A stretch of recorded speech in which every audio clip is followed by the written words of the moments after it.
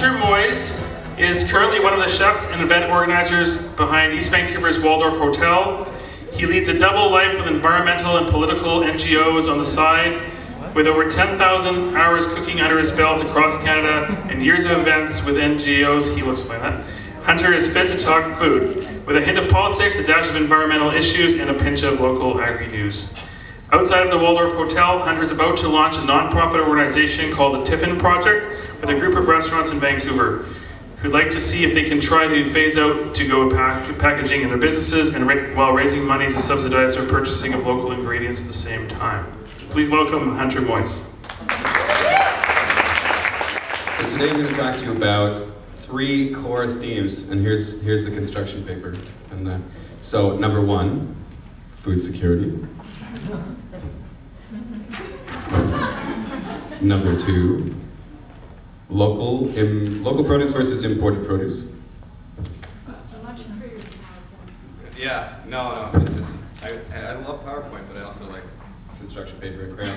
And waste, okay? So yes, I'm a chef, and at the same time, I have had a very rich life with the environmental and social justice communities of Vancouver. Just in case you guys didn't know, this is where it is all happening in the country. So I'd like to share with you a small story just to leave this whole thing off. Chefs rarely find themselves in a position where they are starting up nonprofit organizations, if you can believe that. We're very, very busy people, and so not that many people find the time for it.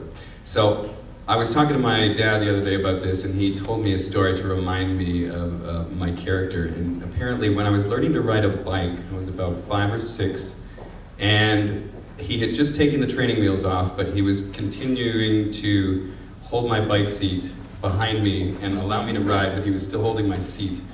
And I guess one day I was in a fit that my training wheels were gone, and so I was bawling, and he was pushing me behind, and I basically didn't think that I could do it, but then I started hearing him laugh behind me, and it was about 30 yards behind me. And he had let me go, and I was gone, and I was riding without training wheels, but I was still bawling. So here's what I have for you today. Basically, very few chefs find themselves in my position because we cannot find the time to get out in the community. There is one exceptional chef here tonight who is making eyes at me, who has done just that. I'm kind of walking the path that she beat down. But after a while, working 60, 70-hour weeks and trying to find the time to volunteer another 20 or 30 hours, I realized that it was completely unsustainable for me personally. So I had to figure out a way to try and fuse what I was doing with the environmental and the social justice communities with food. And I found out over the years that using food as a tool is incredibly effective. One of the biggest problems with NGOs, what they have is bringing out numbers to events. And you can be representing any cause under the sun, but if you offer food at an event, you're going to get 2 or 3 times the number of people, and then that's good for public spectacle. So that's how the community found a use for me over the years. So now I'm finding a use for the community, so to speak. So going back to those subjects that we discussed, food security, local versus imported produce, and waste, I have found a way, I think, to combine all 3 of those and basically leverage change using the restaurant community of Vancouver. So who here is familiar with community supported agriculture? Raise your hands. CSA, if I say CSA. Okay, so community supported agriculture is essentially it's an initiative more or less born out of California to try and buy up local produce and in turn conserve agricultural land by getting buy-ups in advance, right? But it's a very tough system. It relies on a committed group of individuals and then a large number of small consumption clients, right? And then a delivery system and logistics get complicated, and it's very interesting. But I figured, being a part of the food industry, why not take that large number of small consumption clients and kind of bring it into a position where we're looking at a small number of large consumption clients to essentially support the agricultural community of the supportive food systems, essentially, of metropolitan areas. And there are very, very interesting examples of that going on in North America right now. Food security, I scoffed a few years back when the UN changed the verbiage in their reports to eliminate the word hunger and throw in food security.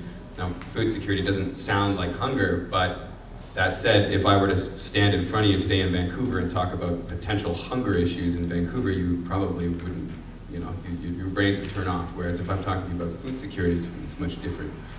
So, that said, there is a worry, and considering that the entire logistics system behind your food system depends on the price of gas, thank you, NAFTA,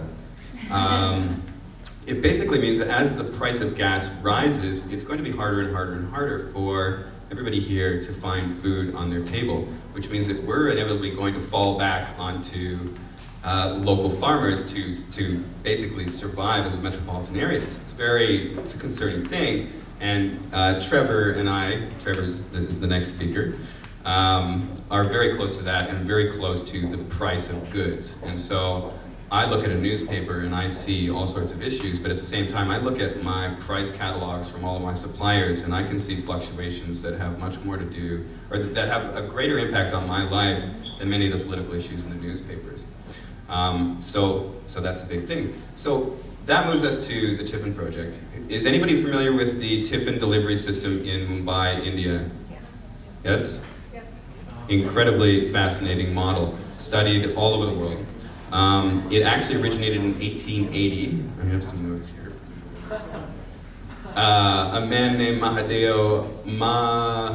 please somebody correct me if you can, Mavaji Bakche? Need some help? That's okay. Yeah, afterwards, please. So basically, the meal delivery system in Mumbai, India, is this massive wasteless catering system whereby hundreds of thousands are essentially fed every week using a container that is filled up on one end of the process, then delivered, and then taken back to the food processing facility. And every day it's the same thing, but it's a wasteless catering system. The overhead is next to nothing, the labor is next to nothing. It's an incredible system. But what we're really talking about is a container for food. And this is something that is incredibly old, and it is now re-emerging and being very, very important. Which brings us to our next point, which is waste. Now, I thought up this project when I was running a quaint little bistro in West Point Grey called Burgoo. It's not necessarily known for anything special other than very simple comfort food done well, but in high volume. I probably sold just under $2 million a year with that restaurant. So that basically allowed me to see that I was spending thousands of dollars a year on takeout containers. And those are it was sunk costs, so to speak. I was buying thousands of dollars of takeout containers and basically saying, here, you throw this out, like it's not, go ahead. So, and those transactions made me feel, kind of uncomfortable from an environmental standpoint. So I thought of this campaign, and over the course of the last 2 years, well, I'll skip the genesis story of the entire thing. You guys can read about that online, or you can approach me about it afterwards. But I have gathered a group of restaurants in the Greater Vancouver area, including Nuba, Noodle Box, Curry to You in Granville Island, hopefully Edible BC. Eric, I know you're here tonight. I have a meeting with your right-hand lady this afternoon. And also Trevor with Fable and a number of other restaurants. We are going to start a campaign to try and eliminate takeout waste. So I will be essentially selling a container, and I'll put that quite bluntly. That's what I'm doing. I'm selling a container, and there is a profit margin on it. And from that profit margin, I'll be taking $4, okay, and I'll be putting that into a fund. And that fund will go into problem solving to do with the current gap that exists between local produce and imported produce. One small example of that, just to tell you, a large restaurant group, I won't mention them by name, they spend about $15,000 a month on mixed greens. And they acquire those mixed greens for $7.50 a pound. So now a comparable green sold and grown in a urban agricultural setting here in Vancouver would cost roughly $15 per pound. So that's double, okay? But being as how that is what we're going to be depending on in roughly 20 years, there has to, the development between now and then needs some sort of expediting force? Yeah. So that's essentially what I'm attempting to do with the proceeds from this project. But at the same time, it's going to serve as an educational project, not only for food service establishments, but patrons of the public. Because I sell this container, and with the container, you basically essentially have a special relationship with a large number of restaurants in the greater Vancouver area, whereby if you bring in your container to take food to go or to pack up your own leftovers, essentially negating the necessity of a takeout container, you're entitled to an incentive. So, for instance, Noodle Box, every time you bring in one of my containers to Noodle Box, they will give you $1 off the top of your menu, or off the top of your bill. So, if you think about that, I'm selling it for roughly $25 or $26. That's 25 uses in order for you to pay for that container yourself, basically cancel out 25 takeout containers over the course of the process, and donate money to essentially bridging the gap between the price of local produce and imported produce. So, just some simple numbers. Noodle Box, they bought last year, they just told me this, 750,000 takeout containers. And they are scheduled, then their business is roughly 60-40 takeout to dine in. So if you think about those numbers right there, and then transfer that to, let's say I have 1,000 people with Tiffins in the greater Vancouver area, and they use it twice a week for an entire year in order to pay it off. So that's 1,000 people generating $4,000 of subsidy money, which will go into the problem solving to do with the relocalization of our food system. But it's also 104,000 takeout containers spared from landfills on an annual basis. So again, I'm calling it a project, because it is not a standalone solution. Whatever solution steps in to bring our food system and our food rituals to where they are now, to where they need to be, I don't know exactly what that looks like, but I know that there are a lot of people in the greater Vancouver area committed to solving these problems, and it's a very, very interesting spot to be in. But at the same time, this is just a start, and this is, I suppose, my personal contribution.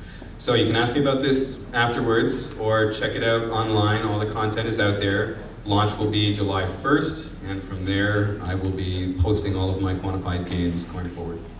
So again, thank you, Richard. Thank you for all the speakers. I've had a great time tonight, and look forward to more.